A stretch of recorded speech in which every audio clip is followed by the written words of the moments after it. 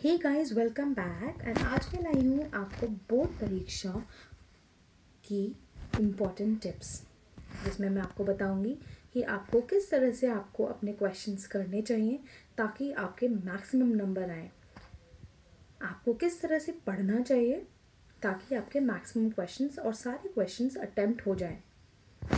आपको सारी डिटेल्स बताऊंगी मैं इसमें बोर्ड परीक्षा के लिए 2021 में होने वाली। तो आइए अब हम स्टार्ट करते हैं अपनी। हमारा सब्जेक्ट है होम साइंस, क्लास 12th।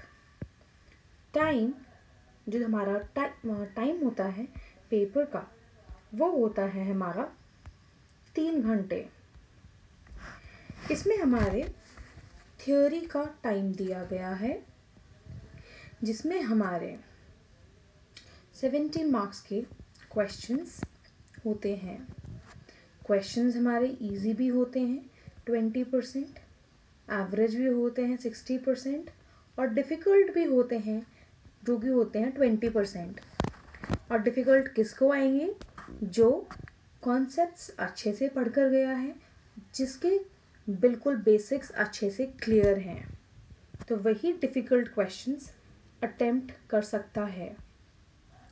अब आते हैं हम 70 मार्क्स का थियोरी हो गई है और उसके बाद आता है प्रैक्टिकल जो कि 30 मार्क्स का आता है।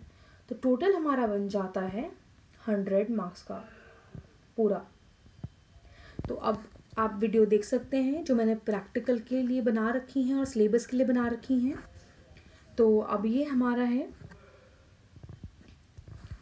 होम साइंस के बारे में मैं बताना चाहती हूँ। होम साइंस में हमारे 5 चीज़ें हैं। पहला है फूड एंड न्यूट्रिशन, जो कि है खाद्य एवं पोषण। Human development and family studies, मानव विकास के बारे में हम इसमें पढ़ेंगे।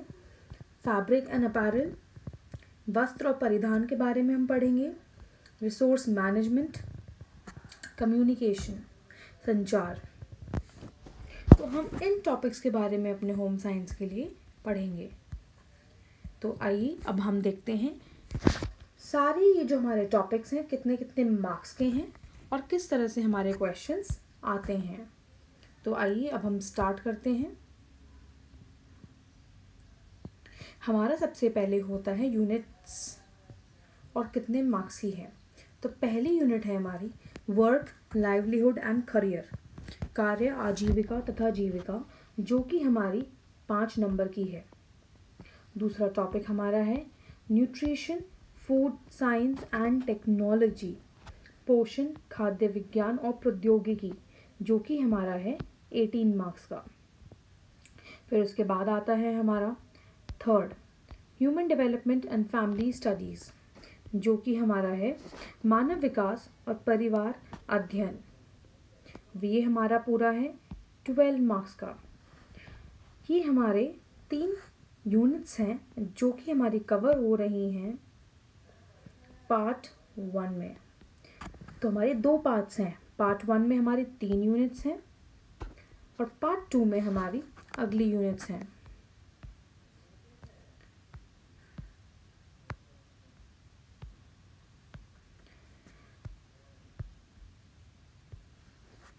चौथी हमारी है फैब्रिक एंड अपैरल साइंस, वस्त्र और परिधान, जो कि हमारी है 16 मार्क्स की। फिर है हमारा रिसोर्स मैनेजमेंट। रिसोर्स मैनेजमेंट जो कि बोला जाता है संसाधन प्रबंधन, जो कि हमारा है 12 मार्क्स का। फिर हमारा है कम्युनिकेशन एक्सटेंशन, संचार एवं विस्तार, जो कि हमारा है 7 मार्क्स का। तो टोटल हमारी यूनिट्स हो गई हैं 6। ये 3 यूनिट्स हमारी हैं पार्ट 2 में। एंड टोटल मिला के जो मार्क्स हमारे बनते हैं थियोरी के, वो होते हैं 70 मार्क्स, जिसमें मैं बता चुकी हूँ हमारे 20 मार्क्स इजी क्वेश्चंस आते हैं, 60 मार्क्स एवरेज आते हैं एंड 20 मार्क्स हमारा डिफ़िकल्ट आता है। अब आइए अब हम देखते हैं क्वेश्चन पेपर का पैटर्न कैसे होता है। जो टोटल हमारे क्वेश्चंस होते हैं वो हमारे होते हैं 31। तो आपको ये याद रखना होगा टोटल नंबर ऑफ क्वेश्चंस जो हमारे एग्जाम में आएंगे वो होंगे 31। तो आइए अब हम स्टार्ट करते हैं कि कौन कौन से मार्क्स के हमारे क्वेश्चंस होंगे। पहला है 1 मार्क का हमारा, जिसमें MCQ मल्टीपल चॉइस क्वेश्चंस। इसमें हमारे ऑप्शंस आते हैं, ऑब्जेक्टिव्स, फुल फॉर्म्स, जैसे हमारा पूछ लिया KGBV के फुल फॉर्म क्या है, डिफाइन द टर्म, जो भी हमारे प्रमुख शब्द हैं वो पूछे जा सकते हैं, फिलअप्स। तो ये हमारे 1 मार्क्स में आते हैं। फिर इसमें अगर आपका आंसर ठीक है तो नंबर दिए जाते हैं, और अगर नहीं ठीक है तो आपके 0 नंबर सीधा मिलते हैं। तो ये बहुत इंपॉर्टेंट है कि आप NCERT की एक एक लाइन ज़रूर अच्छे से पढ़ें, एंड जो मैंने वीडियोस बनाई हैं वो आप बार बार देखें ताकि आपके सारे कॉन्सेप्ट्स क्लियर हो जाएं। एंड और भी ज़्यादा नंबर अगर आपको लाने हैं तो NCERT बुक की रीडिंग ज़रूर कीजिए। अब आते हैं हम दूसरे नंबर पर, 2 मार्क्स का, 3 मार्क्स, 4 मार्क्स और 5 मार्क्स, जिसमें हमारे कोई भी क्वेश्चंस पूछे जा सकते हैं। कोई भी क्वेश्चन अगर मैं बोलती हूँ तो इसका मतलब होता है हमारा टर्म्स, प्रमुख शब्द पूछे जा सकते हैं हमारे, डिफरेंस, क्या हमारा डिफरेंस है, क्या हमारा अंतर है, अंतर पूछा जा सकता है किसी भी चीज़ का, टाइप्स, कितने प्रकार के हैं। फिर उसके बाद आता है सिचुएशन बेस्ड। सिचुएशन बेस्ड अगर मैं बोलती हूँ तो वो उसका मतलब हमारा होता है कि कैसे आपका सिचुएशन है उसके बेस पर आपको क्वेश्चन दिया जाएगा और पूछा जाएगा कि आप इसका आंसर दें। तो हमारा नेक्स्ट है हमारा सिचुएशन बेस्ड, कॉन्सेप्ट बेस्ड। कोई भी क्वेश्चन आ सकता है, इनडायरेक्टली पूछा जा सकता है कि आप एग्जाम्पल ले लीजिए, हमने पढ़ा था एनोरेक्सिया, बुलिमिया, नर्वोसा के बारे में। तो उसमें हमेशा इनडायरेक्टली क्वेश्चन पूछा जाता है कि एक लड़की है जो खाना खा के उल्टी कर देती है, तो ये कौन सी सिचुएशन है, कौन सी बीमारी है। तो ये सिचुएशन बेस्ड या कॉन्सेप्ट बेस्ड हो गया हमारा, ठीक है। फिर उसके बाद आता है हमारा नॉलेज बेस्ड। नॉलेज बेस्ड में हमारा पूछा जाएगा क्वेश्चंस जिसमें आपकी जांची जाती है कि आपकी नॉलेज कितनी है चैप्टर्स के बारे में, क्वेश्चंस के बारे में। तो यहाँ हमारा ख़त्म होते हैं क्वेश्चन पेपर का पैटर्न, किस तरह से क्वेश्चंस आते हैं। टोटल नंबर ऑफ़ क्वेश्चंस 31 होते हैं, जिसमें से हमारे ये नंबर वाले क्वेश्चंस आते हैं। हमारे यूनिट्स बता दी गई हैं, आपको समझ आ जाएगा कि हमारी कौन कौन सी यूनिट्स इंपॉर्टेंट हैं। एक बार हम देख लेते हैं ज़रूर। अब आप अगर देखेंगे इसमें कि जैसे हमारा यूनिट 2 है हमारी, वो हमारी 18 नंबर की है, 18 नंबर की है, तो बहुत ही इम्पॉर्टेंट है ये यूनिट, तो आपको इसे ध्यान से पढ़ना चाहिए। फिर हमारा ह्यूमन डेवलपमेंट है जो कि है मानव विकास, तो ये भी 12 नंबर की है, तो आपको ये ध्यान से पढ़नी होगी। फिर उसके बाद हमारा आता है फैब्रिक एंड अपैरल साइंस जो कि 16 नंबर का है, रिसोर्स मैनेजमेंट जो कि 12 नंबर का है। बट मैं एक चीज़ बोलना चाहूँगी, जो हमारा 7 नंबर का यूनिट 6 है और यूनिट 1 हमारी 5 नंबर की है, ज़रूरी नहीं अगर वो कम नंबर की है तो उसमें से क्वेश्चंस नहीं आएंगे, तो वो भी आपको अच्छे से पढ़ना है। तो गाइज आप समझ गए होंगे पैटर्न किस तरह से आता है, तो आपको आइडिया लग गया होगा कि किस तरह से हमारा क्वेश्चंस आते हैं। आइए अब हम देखते हैं कि आपको जब आप आंसर लिखते हो बोर्ड में तो क्या क्या चीज़ों का आपको ध्यान रखना चाहिए, आपको किस तरीके से एग्ज़ाम पेपर करना है ताकि ऑब्जर्वर हमारी खुश हो जाए। तो आइए अब हम पढ़ते हैं। सबसे पहले हमारा जो है वो है सीरियल वाइज, हमें सीरियल वाइज क्वेश्चंस करने हैं। 1 2 3 4 मतलब 1 2 3 4 ही होना चाहिए। आपको पता है 1 मार्क्स में अगर डेफिनेशन पूछी गई है तो आप 2 लाइन छोड़ दीजिए, बट अगर आपको एक फिलअप्स है तो आप 1 लाइन छोड़ दीजिए। अगर आपको कन्फ्यूजन है, आपको लगता है बाद में करना है, ऐसे ही हमारा 3 नंबर का है, तो 3 नंबर में आपको एटलीस्ट पूरा मतलब 1 पेज तो करना ही चाहिए। जो भी क्वेश्चंस पूछे गए हैं डिटेल्स में देने चाहिए विद एग्जाम्पल्स, यस। तो आपको ये समझ आ गया है। पहला हमारा जो है मंत्र अच्छे नंबर लाने का वो है सीरियल वाइज क्वेश्चंस करना। अब दूसरा है हमारा राइटिंग सुंदर होनी चाहिए। सुंदर अगर नहीं है आपकी राइटिंग तो आपकी राइटिंग ऐसी होनी चाहिए कि आप पढ़ सको अपने आप और एग्जामिनर जो आपकी कॉपी चेक कर रहा है वो आपकी आंसर शीट खुश होके और आराम से पढ़ ले, उसको ज़्यादा अपने दिमाग पे दबाव ना डालना पड़े लेटर्स या अल्फ़ाबेट समझने के लिए। तो सेकंड मंत्र आप समझ गए हैं। थर्ड हमारा आता है स्पेलिंग्स एंड सेंटेंस फॉर्मेशन।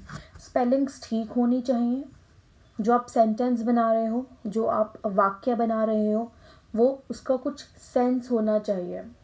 ये नहीं कि आपने कुछ भी लिख दिया, वो नहीं होना चाहिए। उसके बाद आता है हमारा पॉइंटर्स। आप अपने आंसर्स हमेशा पॉइंट में लिखिए। पॉइंटर्स में जैसे आप ऐसे ऐसे लिख सकते हैं, या स्टार बना सकते हैं, या आप हैशटैग बना सकते हैं, वो आपके ऊपर है आपको क्या करना है। तो पॉइंटर्स में अगर आप लिखेंगे तो आपके आंसर्स ईजिली चेक होने पाएंगे और आप भी समझ पाओगे, जल्दी रिवाइज कर पाओगे। एंड एग्जाम्पल ज़रूर दें हर क्वेश्चंस में जो पूछा गया है। फिर आता है हमारा फिफ्थ पॉइंट।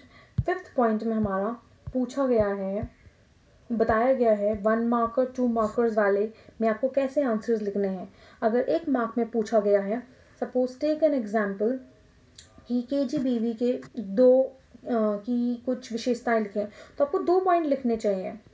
2 मार्क्स में 4 पॉइंट्स लिखने चाहिए, क्योंकि हमारा आधा into 2 points is equal to 1 mark. And वैसे ही हमारा आधा into 4 points is equal to 2 marks. तो हमारे मार्क्स इसके अकॉर्डिंग मिलते हैं। ऐसा नहीं है कि 2 नंबर में आपको खाली 2 पॉइंट्स लिखने हैं, तो इसलिए आपको ध्यान रखना होगा। आइए अब हम पढ़ते हैं 3 मार्कर्स के लिए, 4 मार्कर्स के लिए और 5 मार्कर्स के लिए। इसमें एटलीस्ट क्या होता है, आपके एक एक क्वेश्चन में 2 या 3 क्वेश्चंस पूछे जाते हैं। 2 क्वेश्चंस पूछे गए तो आपको दोनों के आंसर्स करने हैं, वो भी अलग अलग पैराग्राफ में, अलग अलग पॉइंटर्स में। आपका पहला क्वेश्चन पूछा गया है कि जो लड़की खाना खाकर उल्टी करती है वो कौन सी बीमारी से ग्रस्त है, तो आपको उसका आंसर लिखना होगा। फिर सेम क्वेश्चन में पूछा गया है कि आप उसे कैसे सलाह दें ताकि वो ये सब चीज़ें ना करे, तो आपको नेक्स्ट एक लाइन छोड़कर आपको आंसर लिखना है कि कैसे आपको बताना है कि क्या क्या आपको सलाह देनी है उसे। फिर थर्ड क्वेश्चन उसी में पूछा गया है कि वो उसकी सेहत पे क्या प्रभाव डाल रही है, तो आपको एक लाइन छोड़ना है, लिखना है ये चीज़ें हैं, ये ऐसी चीज़ें हैं जो उसकी सेहत ख़राब कर सकती है। फिर आपको अपने पॉइंट्स में आंसर लिखना होगा। तो ये हमारा हो गया है। उसके बाद मैंने बताया है एटलीस्ट 2-3 क्वेश्चंस जो होते हैं हमारे, होते हैं क्वेश्चंस में आंसर ऑल। आपको आंसर सारे करने हैं, चाहे वो 2 क्वेश्चंस पूछे गए हैं, 3 क्वेश्चंस पूछे गए हैं, आप बिल्कुल नहीं छोड़ोगे क्वेश्चंस पेपर में। आप अटेम्प्ट करोगे, जो आपको कॉन्सेप्ट क्लियर है। अगर आपको नहीं आ रहा है, जो भी आपको हिंट आता है, आपने टॉपिक तो सारे पढ़े ही होंगे, तो आप लिख सकते हैं अपने आप कि क्या सिचुएशन बेस्ड क्वेश्चन है। कन्फ्यूजन बिल्कुल नहीं होनी चाहिए। फिर उसके बाद मैंने लिखा है गाइज प्लस डायग्राम। अगर डायग्राम की नीड है तो आप डायग्राम ज़रूर देंगे गाइज, डायग्राम तो देना ही देना है, तो डायग्राम देना ही देना है अगर नीड है, अगर आपको आता है। ये नहीं कि आपको नहीं आता तब भी ज़बरदस्ती आप डायग्राम दे रहे हैं, वो नहीं होना चाहिए। फिर आइए अब हम पढ़ते हैं 7th point, scale and pencil. जहाँ भी ज़रूरत है स्केल एंड पेंसिल का यूज़ करिए। हर आंसर के बाद स्केल और पेंसिल ज़रूर यूज़ कीजिए लाइन खींचने में, ताकि आपका पेपर रिप्रेजेंटेबल लगे, अच्छा लगे दिखने में कि हाँ उससे क्या होता है, एग्जामिनर खुश हो जाता है, आपको भी खुशी होगी कि हाँ देखो मेरा पेपर कितना अच्छा लग रहा है। आप उस वे में सोचिए। फिर उसके बाद हमारा लिखा है 8 एग्जाम्पल। जहाँ भी ज़रूरत होगी, मुझे तो लगता है कि हर चीज़ में 2 नंबर में, 3 नंबर में, 4 नंबर में, 5 नंबर में आपको एग्जाम्पल्स ज़रूर देने चाहिए। 1 या 2 एग्जाम्पल, उससे आपकी अंडरस्टैंडिंग का पता लगता है कि बच्चे ने कैसे पढ़ाई करी है। तो गाइज़ आई होप ये वीडियो आपके लिए यूज़फुल होगी बोर्ड एग्ज़ाम के लिए। आपको पता लग गया होगा कि कैसे मुझे पढ़ना है, किस तरीके से मुझे एग्ज़ाम लिखना है, ताकि मेरे एग्ज़ाम में नंबर ना कटें। तो गाइज़ ऑल द बेस्ट। अगर कोई डाउट है तो कमेंट बॉक्स में लिखिए। Subscribe the channel, like the video and share the video, ताकि सबके अच्छे से नंबर आ सके।